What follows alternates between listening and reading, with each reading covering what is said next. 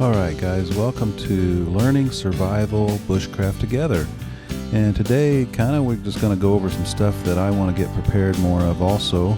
And also show you some bloopers I did in here.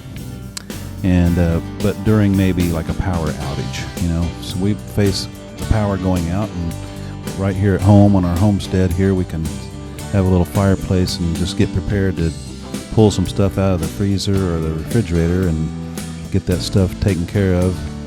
If you don't have a generator, or even if you do, you might want to start cooking your meats and your frozen foods, get that stuff eaten so it doesn't go to waste.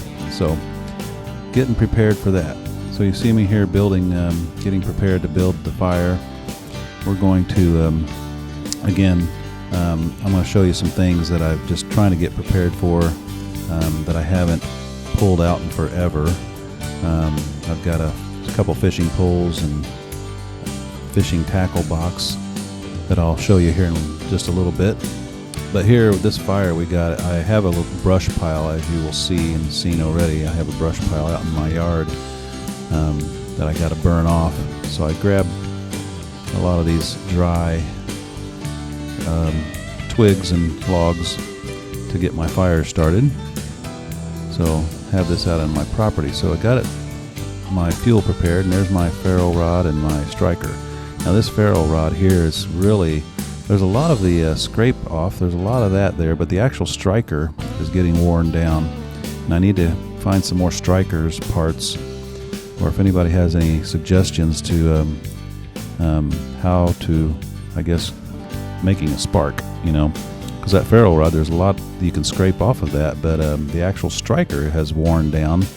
I have a couple more, but like I said, I'm just getting started on this myself and finding out that the striker stick wears out fairly quick. I'm running out to my brush pile out in the backyard there to get some more some dry grass to throw on this fire, and I'm running so hopefully it won't go out, which it doesn't. So, but it's almost out there, right?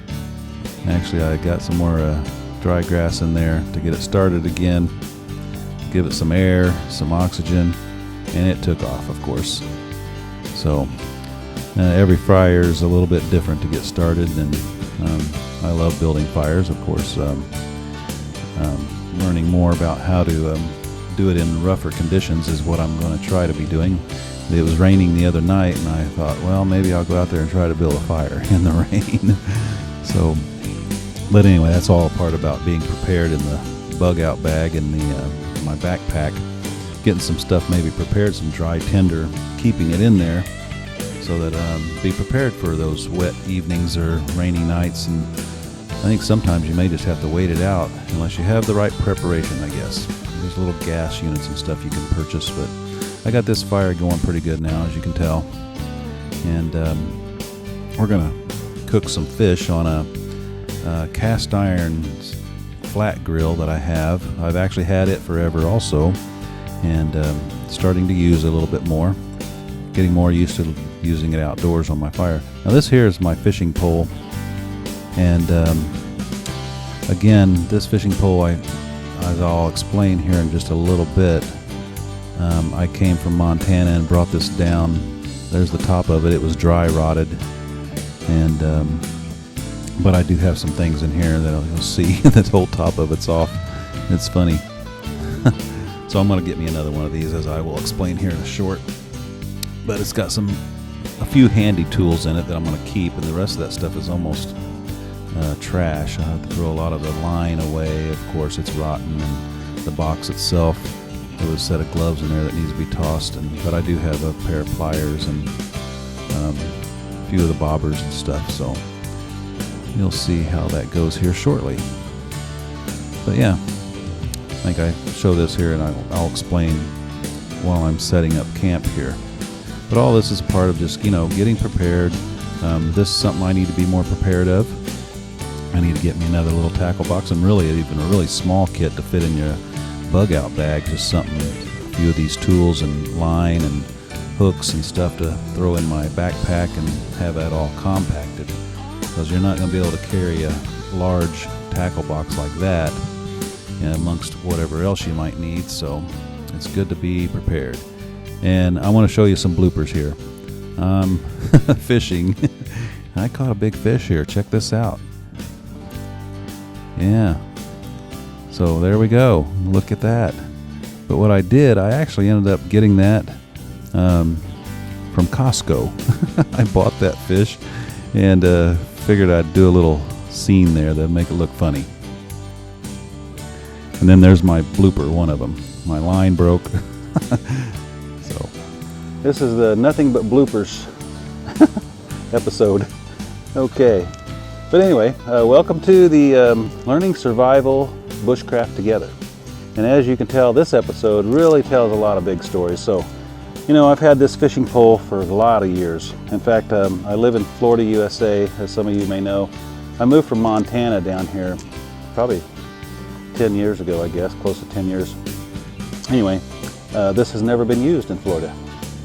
Okay, until today, as you can see, right?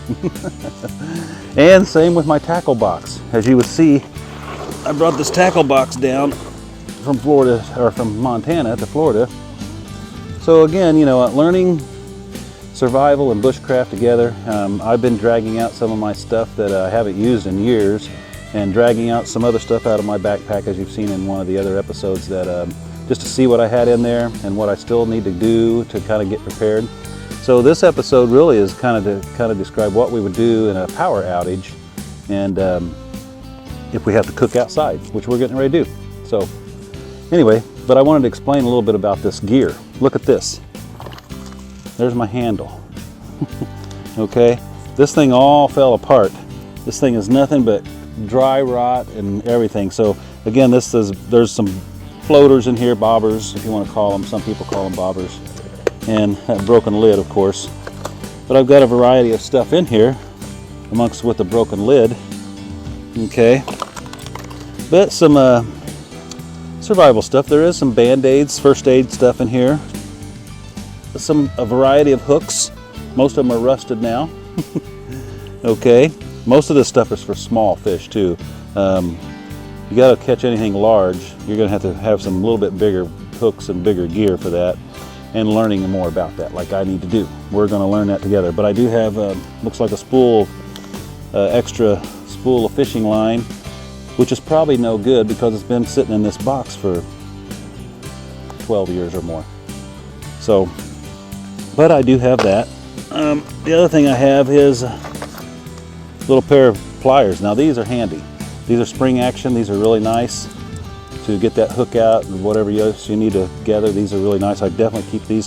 So I'm going to buy me a new tackle box, a small one, probably this size, and just update the gear in the tackle box. Of course, I'll keep these.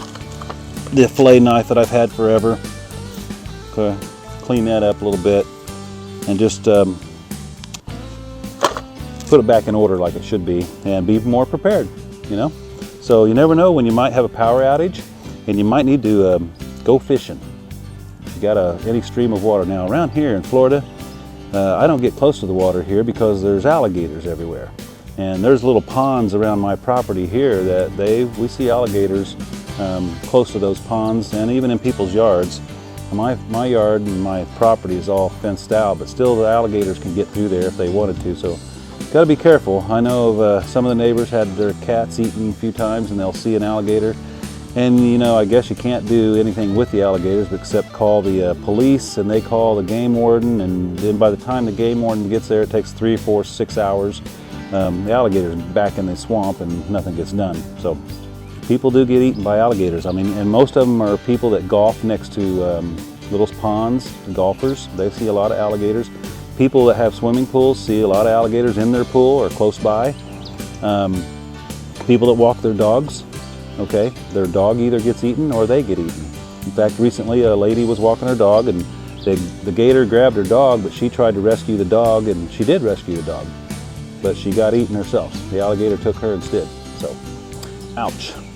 Stay away from the water in Florida, guys, unless you are prepared. So, and that goes, you know what, when people would come to Montana. In Montana, people unknowingly that came from other parts of the country or around the world didn't know about the wildlife in the wilderness out there. You know, a lot of people get attacked by bears and lions, mountain lions, bobcats and such. So that would happen quite frequently, and especially by the riversides, people fishing. So, and out hiking through the woods. And as you'll see that even through Yellowstone National Park, people get attacked by a lot of the animals out there. So anyway, you know, this episode's more like still getting prepared.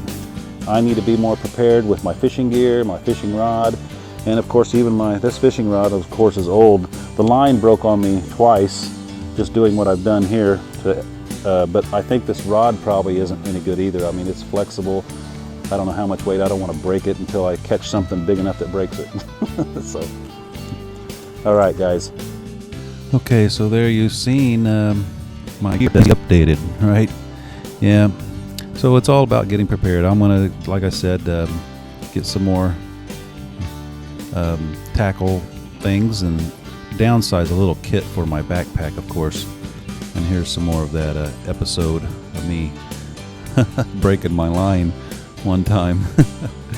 And then staging the catching of a fish.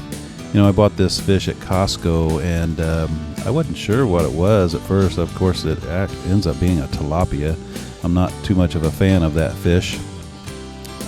But anyway, it was farm raised, whether that matters or not. I think it's just another form of poison. But anyway, pork belly, found that at Costco also. And here's my flat iron, the cast iron flat iron that we put this. But this ended up being a really good fish, as you can tell. My wife put some garlic and I think Mrs. Dash. I do everything kind of salt-free, but some spices in there. We cooked it up, added a few sides, and it was really good. You peel off the burnt part, of course. Don't want to eat that. Some might, but I don't. But anyway, the meat was good. Put on this pork belly with some seasoning, garlic and stuff on that. Also teriyaki sauce, I believe.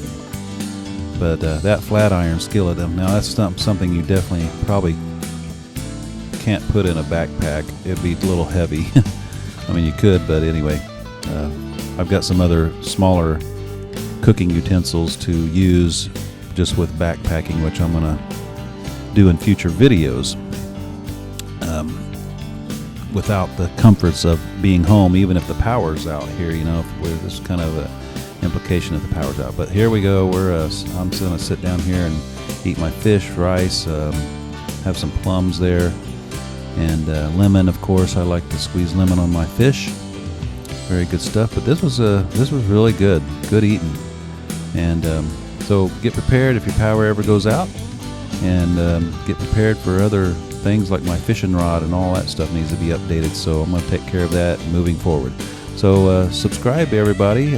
Give me a like, and hope you enjoy, and we'll see you soon.